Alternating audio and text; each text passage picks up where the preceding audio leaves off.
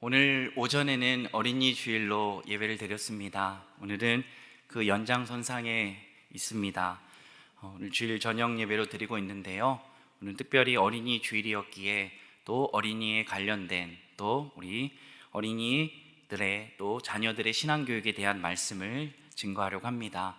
시간에는 또 어린이 주일이기도 하니까요. 우리 옆에 분들과 어린아이의 마음으로 시간 같이 함께 사랑의 인사를 나누도록 하겠습니다. 주님 안에 사랑합니다. 사랑합니다. 사랑합니다. 네, 어린아이와 같이 되지 않으면 결단코 들어갈 수 없답니다. 네.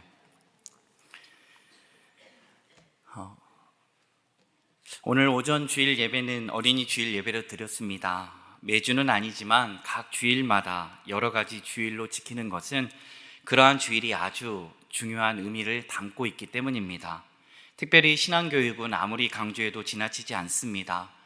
어린이 주일은 어린이날을 맞이한 우리 사랑하는 아이들을 축하하는 날이기도 하지만 하나님께서 이 주일을 지키게 하신 것은 아마도 가장 중요한 신앙의 교육은 뒷전이고 너무 어린 나이 때부터 그리고 지금도 세상의 가치관을 가지고 우리 사랑하는 하나님의 자녀들을 공부와 입시 그리고 그러한 무한 경쟁으로 내몰고 있지는 않은지 우리 신앙의 부모들이 이 시간 하나님께서 그러한 삶을 돌아보고 반성하며 주신 시간이 아닐까 싶습니다. 12절 말씀을 이 시간 함께 읽도록 하겠습니다. 무릇 그리스도 예수 안에서 경건하게 살고자 하는 자는 박해를 받으리라. 아멘. 오늘 보고 있는 디모데후서 말씀은요, 이 사도 바울이 아들과 같이 여겼던 디모데에게 주는 목회 서신입니다. 사실은 이게 목회 서신이지만 바울 자신에게는 마지막 서신이기도 합니다. 그러니까 아마도 이제 얼마 있으면 보지 못하게 될, 이미 로마의 감옥에 있기 때문에 디모데를 못 본 지 꽤 되었습니다. 그러한 가운데 이제는 다시는 못 볼지도 모르는 그런 아들과 같이 여기는 디모데에게 오늘 유언과 같은 말씀을 하고 있는 겁니다. 그러면서 말세에 고통하는 때가 이르게 되는데 2절부터 9절에 일어나는 말씀이죠. 그래서 사람들이 자기를 사랑하고 쾌락을 사랑하기를 하나님 사랑하기보다 더하였다라고 이야기합니다. 물론 거기에는 더 많은 이야기들이, 제약된 이야기들이 나옵니다. 그러면서 10절, 12절 말씀에 사도 바울이 이렇게 이야기합니다. 바로 사도 바울이 박해와 고난을 당했는데 안디옥과 이고니온과 루스드라에서 그랬다는 겁니다. 우리가 생각해 보면요, 이제 예수 그리스도를 따르는 사도 바울이라고 한다면 우리의 만약 세상의 가치관으로, 세상의 기준으로 따져보면 정말로 예수 그리스도를 누구보다도 열심으로 따랐던 사도 바울이 복을 받아야 되는 거 아닙니까? 잘 살아야 되는 거 아닙니까? 그런데 그는 지금 고난과 박해를 받았다라고 이야기합니다. 그러면서 내가 그러한 고난과 박해를 받았는데 하나님께서 그러한 고난과 박해 속에서 그 어려운 곳에서 나를 건져주셨다라고 고백하고 있는 것입니다. 이 고백이 맞습니까?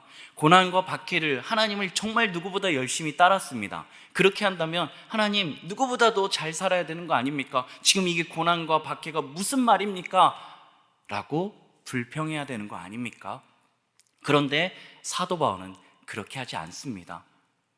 그러한 고난과 박해가 예수 그리스도로 말미암아 주어졌는데, 그런데 그것에서 주님께서 건져주셨다라고 오히려 감사를 고백하고 있다라는 것입니다. 사랑하는 성도 여러분, 무릇 경건하고자 살고자 하는 자는 고난과 박해를 받는다라고 이야기합니다. 이번 어린이날이 이제 5월 5일인데요. 몇 주년일까요? 네, 어린이가 아니라서 신경을 안 쓰고 계시는가 봅니다. 네, 100주년이라고 합니다. 네, 모르셨죠? 네. 어린아이와 같은 마음이 아니면 결단코 네. 이번 어린이 주일 100주년이라고 합니다. 이러한 시점에서 하나님이 이 신앙교회에 정말 사랑하는 자녀들에게 어떠한 신앙의 유산을 물려줘야 되는지에 대한 그것들을 점검해 보라고 오늘 말씀을 주신 것 같습니다. 오늘 아들과 같은 디모데에게 사도 바울은 좋은 일보다 안 좋은 일이 있을 것이다. 그리고 꽃길이 아닌 사망의 음침한 골짜기로 갈 것이다. 고난과 박해가 있을 것이라고 이야기합니다. 아들과 같이 여겼다면 이렇게 바꿔야 되는 거 아닙니까? 무릇 그리스도 예수 안에서 경건하고 살고자 하는 자는 복을 받으리라. 이렇게 바뀌어야 되는 거 아닙니까? 그런데 박해를 받는다라고 말씀하고 있습니다. 13절 말씀은 이제 거기에 더합니다. 13절 말씀을 함께 읽겠습니다. 악한 사람들과 속이는 자들은 더욱 악하여져서 속이기도 하고 속기도 하나니. 아멘. 악한 사람들이 있는데요, 속인대요. 그런데 그 악한 자들도 또 속임을 당한대요. 이게 어떻게 된 일입니까? 그만큼 이제 선한 사람은 찾아볼 수 없는 겁니다. 악한 사람들이 많으니까 악한 사람이 누굴 속였는데 그 사람도 악한 사람인 거예요. 지금 이러한 상황은요, 구약에 보면 예레미야서 5장 1절에 이런 게 나옵니다. 너희는 예루살렘 거리로 빨리 다니며 그 넓은 거리로 찾아보고 알라. 너희가 만일 정의를 행하며 진리를 구하는 자를 한 사람이라도 찾으면 내가 이 성읍을 용서하리라. 찾았나요? 결국 찾지 못했죠. 이거는 소돔과 고모라는 마지막 마지노선이 10명이었습니다. 의인 10명을 찾으면 내가 이 소돔과 고모라를 용서하겠다. 그런데 예루살렘 성읍은요, 하나님이 정말로 누르고 한 명이라고 이야기한 겁니다. 그런데 그 한 명을 찾지 못했습니다. 악인이 넘쳐났다는 거죠. 의인을 찾을 수가 없습니다. 제가 신대원 다닐 때의 일입니다. 신대원 다니게 되면 이제 학기 초에 2박 3일간의 신앙 사경회를 가게 됩니다. 말씀 사경회를요. 그래서 제가 이제 2박 3일 동안 이제 수양관에 가게 돼서 집을 비우게 되었습니다. 그때가 이제 저희 첫애를 낳고 얼마 되지 않았을 때입니다. 그런데 저는 몰랐는데 이제 집으로 돌아왔는데 2박 3일을 마치고 돌아왔는데 아내가 이야기해 준 겁니다. 전화가 한 통이 왔답니다. 한 이틀째 되는 날 전화가 한 통이 왔는데 검찰청이래요. 검찰청인데 남편이 지금 도박을 한 정황이 잡혔다라는 겁니다. 저희 아내는 얼마나 놀랐을까요? 이 사람이 정말 믿음 좋고 신학생이라고 알고 있었는데 신앙 사경에 간다고 그렇게 집을 나왔는데 도박장에서 사경을 헤매고 있다고 하니 얼마나 놀랬겠습니까? 그런 가운데 있는데 이제 이분이 정황을 포착하고 이제 곧 있으면 이제 통장을 압류하게 된다는 거예요. 그러니까 거기에 통장이 빠져나가기 전에 빨리 이것을 다른 데로 옮겨야 된다는 겁니다. 근데 저희 이제 통장의 잔고가 얼마냐고 그 검찰청 그분이 얘기하는 거죠. 그랬더니 사실 그때가 교육전도사 때니까 사례비가 그렇게 많지 않죠. 그다음에 몇천 원밖에 없다라고 이야기를 한 거면 저희 아내는 또 솔직하게 그래도 다행이죠. 몇천 원이 있는 게 몇천 원이 있는데 거기에 이제 아이는 이제 얼마 안 됐고 남편은 집을 나가서 없고 학생이라고 하고 그러니까 이 세댁이 굉장히 딱해 보였나 봐요. 이 보이스피싱 그분이. 그러더니 양심의 가책을 갖고 이제 고해성사를 하는 겁니다. 아주머니, 이런 전화는 10중 8구 보이스피싱이에요. 그러니까 이런 전화 오면은 속지 마세요 라고 하는. 보이스피싱범이 이 얼마나 딱했든지 저희 아내에게 그렇게 딱한 그 양심 고백을 한 것이었습니다. 정말 하나님의 은혜였죠. 그 몇천 원을 지켜주신 하나님 참으로. 그리고 이거를 또 두 번째는 뭐냐면 은혜가 있었던 게 뭐냐면 바로 보이스피싱의 현직 강사에게 저희가 교육을 받은 겁니다. 안전 예방 교육을요. 그래서 다시는 이제 당하지 않는. 하나님께 감사했습니다. 그런데 그거 아십니까? 2019년 통계에 의하면 이 보이스피싱으로 하루에 134명이 속고요. 그리고 한 해 4,400억이라는 돈이 뜯겨져 나간다고 합니다. 아마 지금은 더 할 겁니다. 사랑하는 성도 여러분, 악한 이들에게 속임을 당하고 그동안 모아두었던 재산을, 그리고 때로는 개 모임을 하다가 개주가 계주로 도망가는으로 돈을 띠는 경우도 있는 게 바로 지금 우리가 살고 있는 세상입니다. 그렇다면 이런 세상은 소망이 없는 걸까요? 14절 말씀을 한번 다시 읽도록 하겠습니다. 그러나 너는 배우고 확신한 일에 거하라. 너는 내가 누구에게 배운 것을 알며. 아멘. 이제부터 사도 바울이 그러나의 은혜를 이야기합니다. 자녀된 디모데에게 정말 이 험한 세상 가운데 다리를 놓는, 다리가 되는 이야기를 해줍니다. 그거 아십니까? 베드로전서 2장 9절에는 그러나 너희는 택하신 족속이요 왕같은 제사장들이요 거룩한 나라라고 이야기합니다. 왕같은 제사장, 우리를 제사장으로 삼으셨대요. 이 제사장이라는 뜻을 라틴어로 폰티펙스라고 합니다. 이 폰티펙스는 다리를 놓는 사람들이라는 뜻을 가지고 있습니다.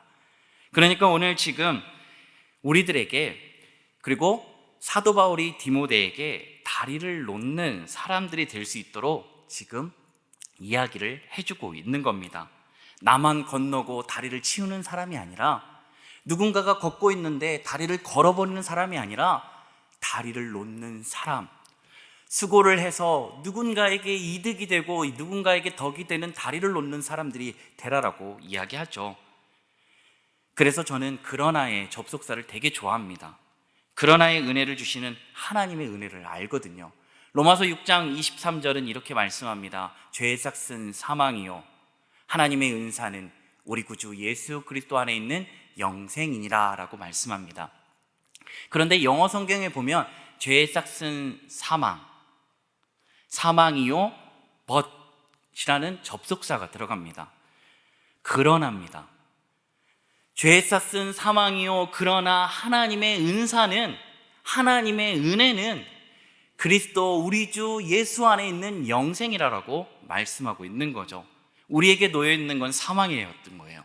그런데 그 사망에서 끝나지 않고 그러나의 접속사로 말미암아 하나님의 은혜가 주어집니다. 그래서 저는 이 접속사의 이름을 대박 접속사라고 부릅니다. 은혜 받지 못할 자에게, 긍휼을 여김을 받지 못한 자에게 주는 그러나의 은혜이기 때문입니다. 사랑하는 성도 여러분, 또한 이 그러나는요 앞에 나오는 사람들의 대조 역할을 합니다. 앞에 나왔던 사람들이 누굽니까? 악한 사람들과 속이는 사람들이었습니다. 그러니까 이렇게 얘기하는 거죠. 사도 바울이, 디모데야, 지금 세상에는 악한 사람들이 판치고 속이는 사람들이 넘쳐날지라도 그러나 너는 그러면 안 돼. 그러면 그럴수록 너는 배우고 확신한 일에 거하면 좋겠어라고 말씀하고 있습니다. 그러면서 15절 말씀에 뭐라고 이야기하는지 한번 읽어보도록 하겠습니다. 또 어려서부터 성경을 알았나니 성경은 능히 너로 하여금 그리스도 예수 안에 있는 믿음으로 말미암아 구원에 이르는 지혜가 있게 하느니라. 아멘.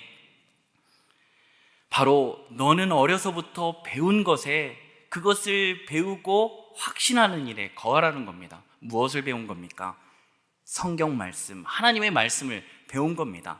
여기서 이 어렸을 때부터라는 헬라어 단어는 프레푸스라는 단어입니다.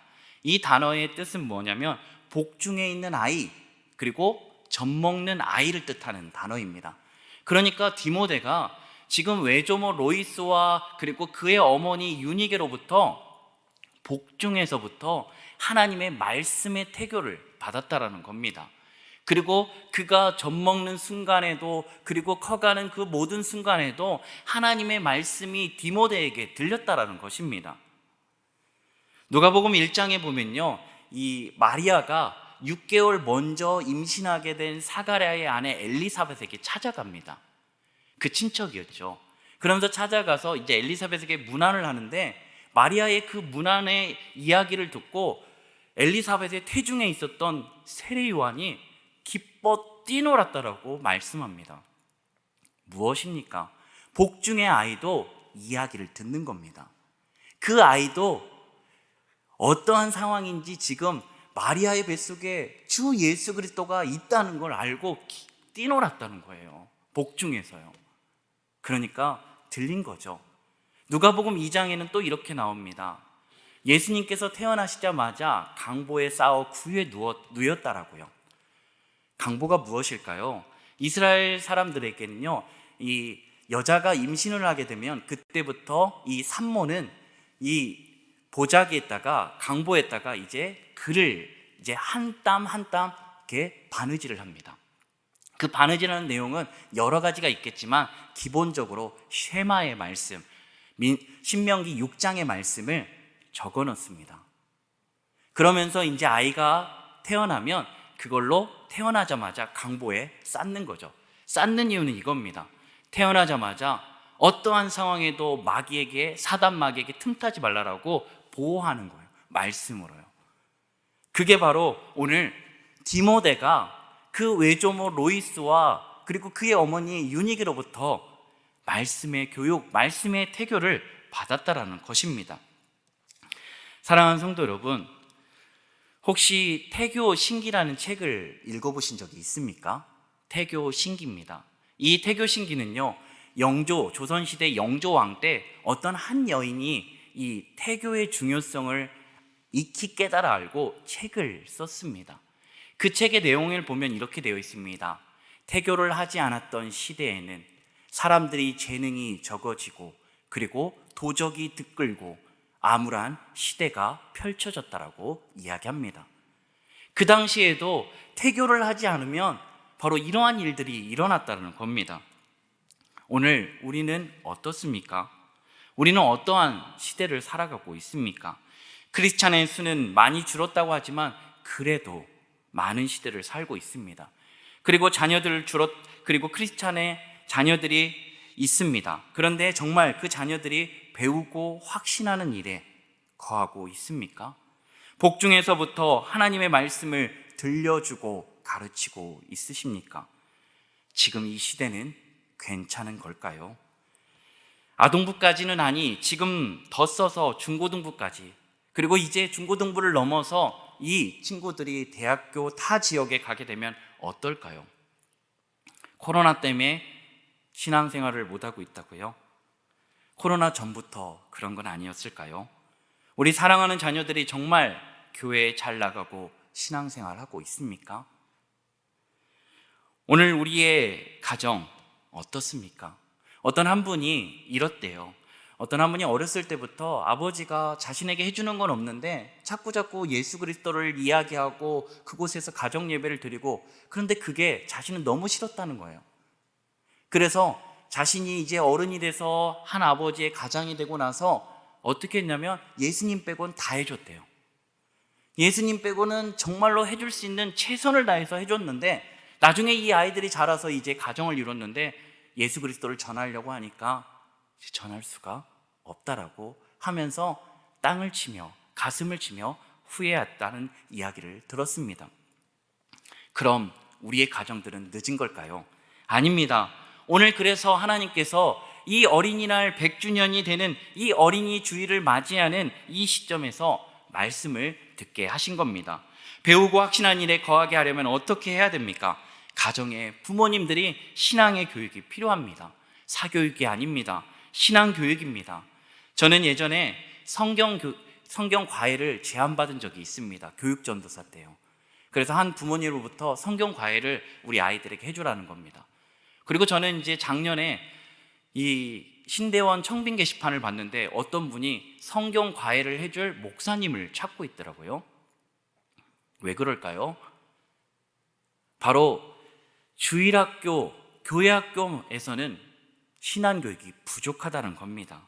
또한 그것은 무엇입니까? 바로 이것은 교회학교에서만 신앙교육이 이루어져서는 안 된다는 것을 이야기합니다. 그리고 이루어질 수도 없습니다. 왜 그러죠? 주일에 한두 시간입니다. 예배에 옵니다. 그리고 예배를 드리고 가정으로 또 세상 속으로 갑니다. 그게 끝입니까? 그러면 교회학교를 어떻게 아이들에게 신앙교육이 되겠습니까? 가정에서 신앙교육이 필요합니다. 가정이 없이는 이게 되지 않는다는 겁니다. 그래서 신명기 6장에 보면요, 하나님께서 세마의 말씀을 하고 너는 마음에 이것을 새기고 내 자녀들에게 부지런히 가르치라라고 말씀합니다. 부지런히 가르치는데 앉아 있을 때나 그리고 누워있을 때나 길을 걸어갈 때나 일어설 때나 그 어느 때든지 상관없이 하나님의 말씀을 강론하고 그것을 표에 삼고 기호로 삼아서 그 말씀을, 쉐마의 말씀을 전하라고 말씀하고 있습니다. 성경은 무엇입니까? 성경은 오늘 말씀에 구원에 이르는 지혜가 담겨져 있다라고 말씀합니다. 그런데 우리 부모님들 큐티하지 않으면서 우리 자녀들에게 큐티하라고 말씀할 수 있습니까? 어린 친구들은 조금 말을 듣습니다. 그러나 이제 좌우를 분별하기 시작하면서는 엄마 아빠도 안 하잖아, 근데 왜 나한테 하라고 그래? 라고 합니다. 부모님이 먼저 말씀을 묵상하지 않고는 이게 가정의 신앙교육이 될 수 없습니다. 그리고 그 말씀이 무엇을 말씀하는지 제대로 알아야 합니다. 우리 한국교회는요, 지금 체면 문화로 이 교회 안에도 들어와 있습니다. 직분을 받았지만 이제 직분을 받게 되면 이제 몰라도 아는 척, 믿음이 좋은 척, 신앙생활 하는 척, 정말 척척박사가 되어버렸습니다. 정직하게 모르는 것은 알면 되는 것입니다. 먼저 말씀을 제대로 알면 됩니다. 그 말씀이 지금 자녀들에게 그리스도 예수 안에 있는 믿음으로 말미암아 구원에 이르는 지혜가 있게 한다라고 말씀하는 겁니다. 오늘 어떤 부모든지 자녀들에게 많은 재산을 물려주고 싶은 건 모든 부모의 마음입니다. 그런데 그 재산을 뛰어넘는 가장 중요한 거, 죄로 말미암아 사망이 내정돼 있고 죽을 수밖에 없다는 것을 알려줘야 합니다. 수의에는 주머니가 없습니다. 왠죠? 아무것도 가져갈 수 없기 때문입니다. 그런데 더 슬픈 사실은 그 수의도 가져갈 수 없습니다. 왜냐하면 그거는 장례용품이기 때문입니다. 그러나 그렇다면 우리 아이들에게 줄 수 있는 건 무엇입니까? 사라지지 않는 거, 영원한 거, 그것이 무엇입니까? 그것은 오직 예수 그리스도 뿐입니다. 중국 명동에 가면요, 간도 민족 독립운동의 지도자 김약현 선생님의 생가가 있습니다. 제가 청년 때 이제 그 비전 트립으로 중국 명동에 방문한 적이 있습니다. 그런데 거기에서 눈에 띈 게 있었어요. 그분의 김약현 선생님의 유언이었어요. 정말 짧고 강렬해서 지금도 잊지 않아요. 그리고 그것을 나도 저렇게 했으면 좋겠다. 유언이 뭔지 아십니까? 내 삶이 곧 유언이다 라는 겁니다. 두고 가는 자녀들에게 다른 말, 긴 말 필요 없다는 거예요. 내가 살아온 삶을 보면 그것이 바로 내가 너희들에게 줄 수 있는 유언이라고 말씀하고 있는 겁니다. 오늘 우리들 자녀들에게 주어야 될 게 무엇입니까? 오늘 지금, 오늘 이 마지막이라고 한다면 오늘 우리 사랑하는 성도님들 그리고 제가 어떠한 것을 자녀들에게 유언으로 남겨야 되겠습니까? 사랑하는 성도 여러분, 세상과 유행과 풍조는, 그리고 만연한 세상의 가치관은 어떻습니까? 자녀들에게 지금 세상에 잘 살 수 있는 것을 알려주라고 이야기합니다. 좋은 직장을 갈 수 있게, 좋은 대학을 갈 수 있게라고 합니다. 그리고 나서 교회에 다니면 되고, 그리고 나서 믿음을 챙기면 된다라고 이야기합니다. 아닙니다. 대학에 가고 좋은 직장에 가면 뭐합니까? 이미 그 신앙을 잃어버리면 다 잃은 건데요. 우리는 이스라엘 역사를 잘 알고 있습니다. 광야에 있었을 때 금송아지 그 사건, 그리고 몇몇 하나님의 불순종한 사건 외에는 광야에서는 특별한 사건들이 크게 없었습니다. 그런데 언제 문제가 발생하는 줄 아십니까? 광야에서가 아니라 바로 그들이 하나님이 인도하시고 그들에게 주셨던 젖과 꿀이 흐르는 가나안 땅에 들어가면서부터 그들은 이미 문제가 발생하기 시작합니다. 그리고 어떻게 됩니까?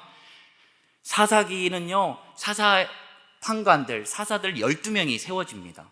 그리고 나서 타락하고 하나님의 심판이 주어지면 그때 회개하고 그 다음에 하나님이 구원해 주시고, 그것이 12사이클이 반복됩니다.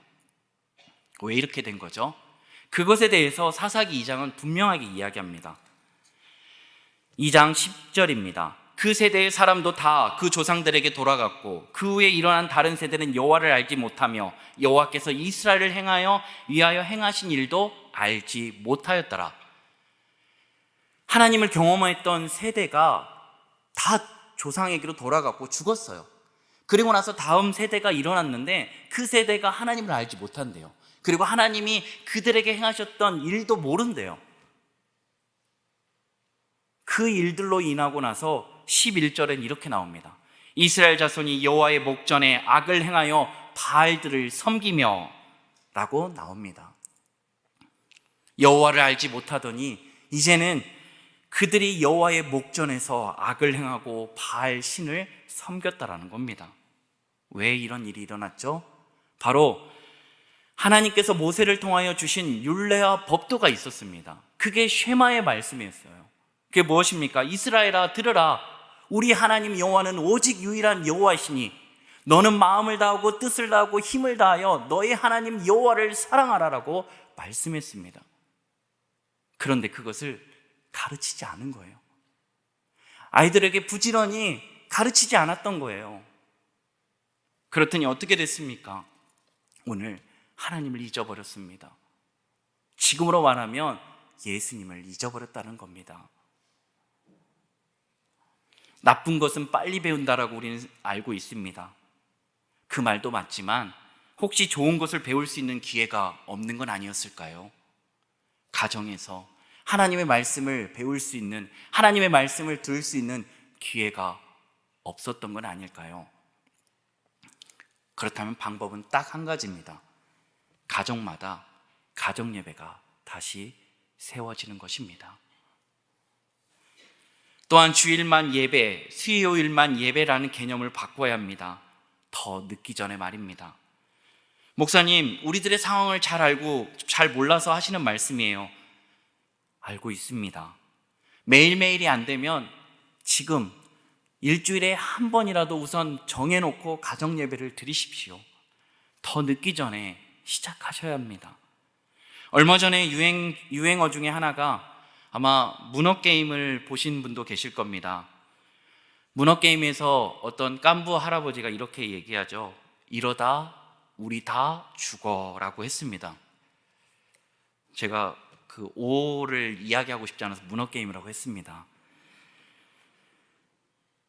바로 세상의 유행과 풍조를 따라 살아가게 되면 정말로 이러다 다 죽을 수도 있습니다. 그러나 구원에 이르는 지혜가 담긴 하나님의 말씀을 붙들면 배우고 확신한 일에 거하면 어떻게 될까요? 그리스도 안에 거하면 일어나 그러면 우리 다 살아 라고 바뀌게 될 줄 믿습니다. 고린도후서 5장 17절에 이렇게 얘기합니다. 그런즉 누구든지 그리스도 안에 있으면 새로운 피조물이라 이전 것은 지나갔으니 보라 새 것이 되었도다. 아멘.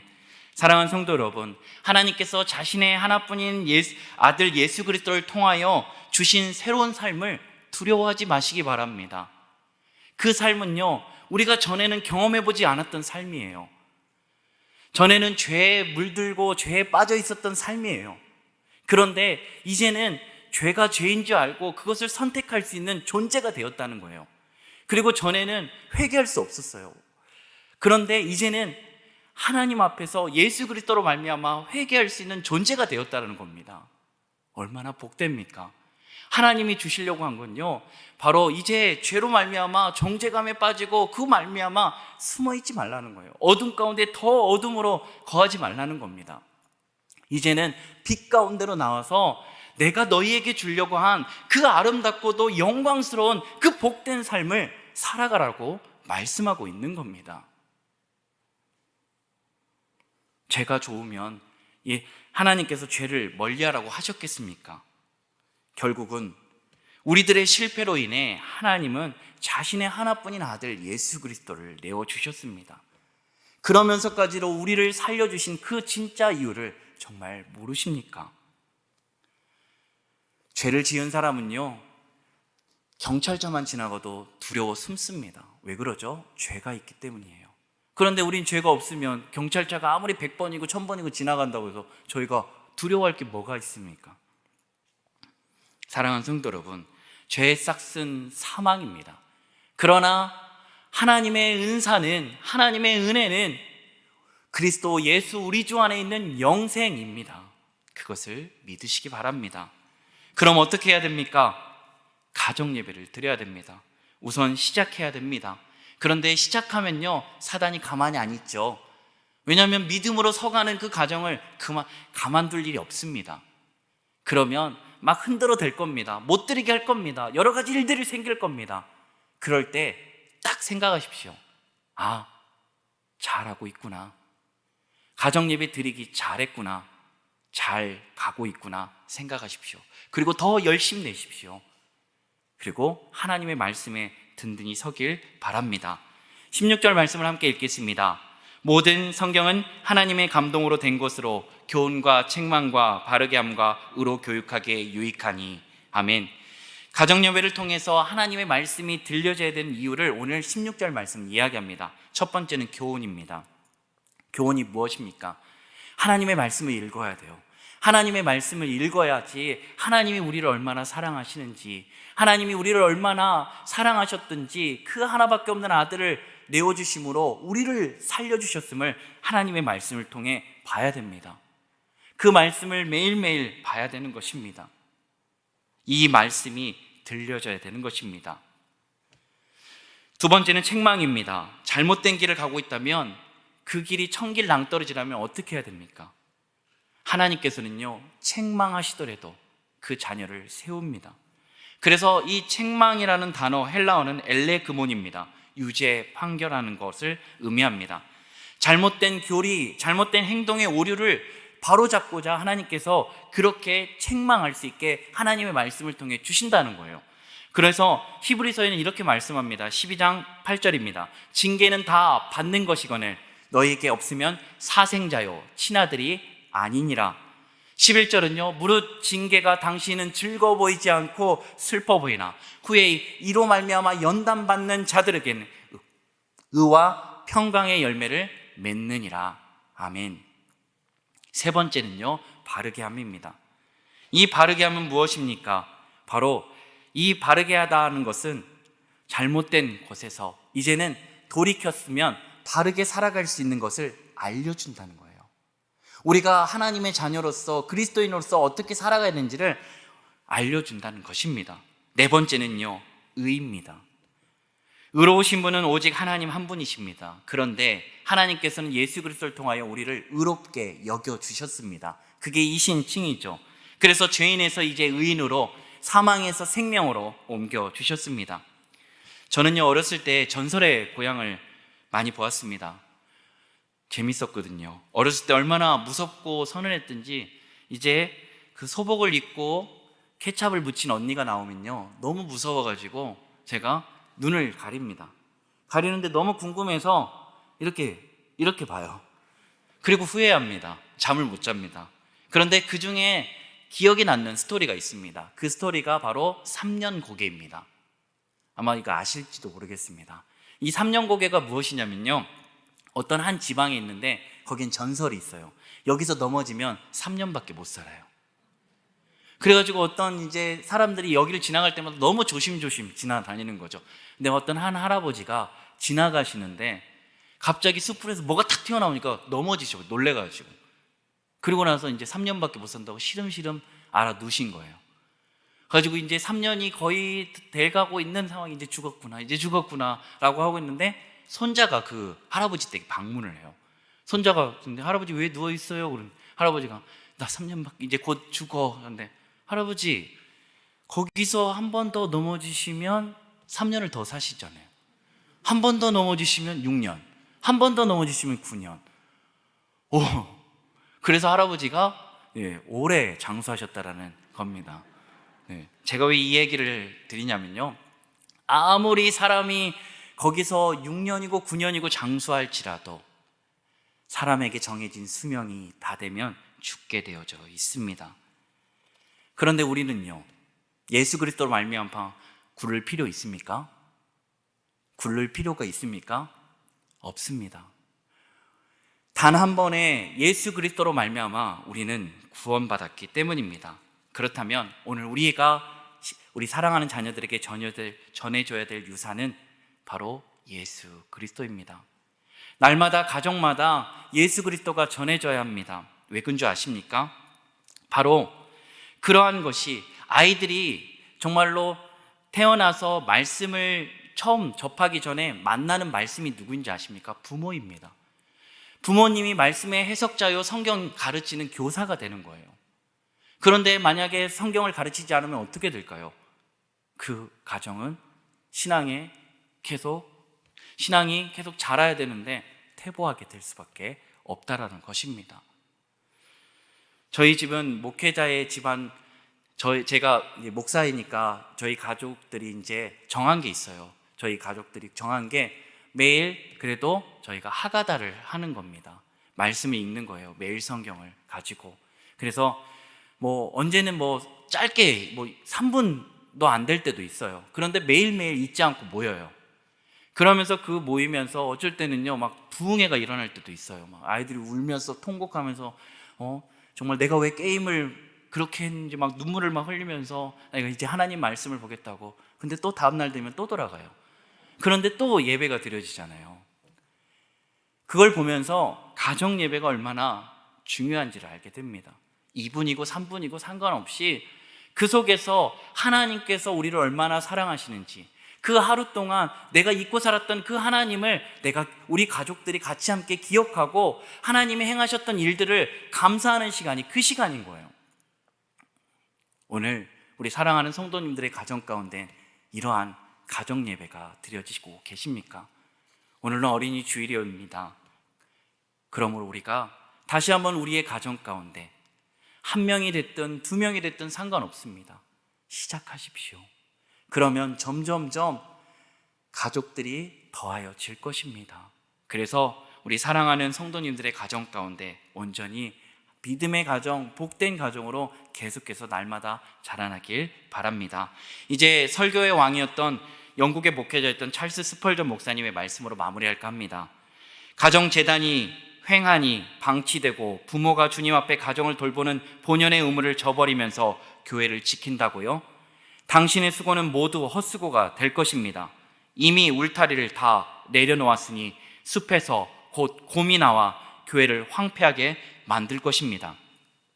내가 진심으로 여러분에게 말씀드리는데 그리스도인 부모라면 자녀에게 죄를 짓지 마십시오.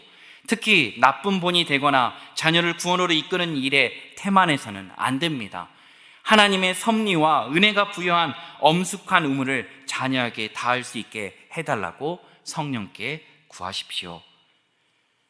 사랑하는 성도 여러분, 우리의 신앙교회 공동체가 가정들이 이제 가정 예배로 다시 세워지고, 그래서 하나님을 믿는 자녀들이 하나님의 사람으로 온전하게 되어 선한 일이 계속해서 우리 신앙교회를 통하여 또한 우리 자녀들을 통하여 계속해서 일어나게 되길 간절히 소망합니다. 기도하겠습니다.